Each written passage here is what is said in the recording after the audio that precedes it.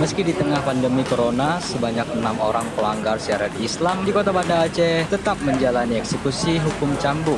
Hukum cambuk ini dilaksanakan berdasarkan putusan Mahkamah Syariah. Keenam terpidana itu terbukti melanggar Kanun Aceh nomor 6 tahun 2014 dengan melakukan perbuatan ikhtilat. Dan mereka dihukum sebanyak 27 hingga 40 kali cambukan di muka umum.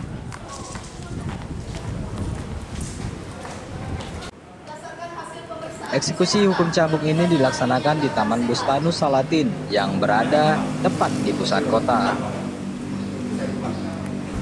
Prosesi hukuman cambuk bagi 6 orang pelanggar syariat Islam di Kota Banda Aceh, Provinsi Aceh tetap digelar oleh panitia pelaksana meskipun di tengah wabah virus corona.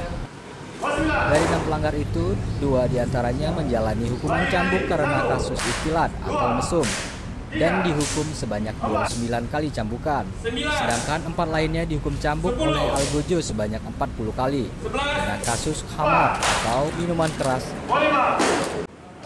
Kabid Penindakan Satpol PP dan WH Kota Banda Aceh mengatakan prosesi hukum cambuk kali ini tidak seperti biasanya.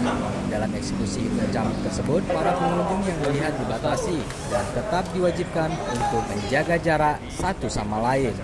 Yang pertama kan mereka sudah sebelum pandemi sudah melakukan pelanggaran, sudah proses, sudah inkrah keputusan hakim.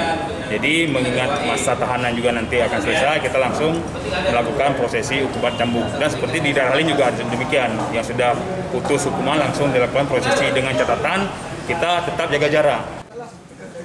Para tersangka ini ditangkap oleh Satuan Polisi Syariat Islam di wilayah hukum Kota Banda Aceh dan juga ditahan selama 3 bulan.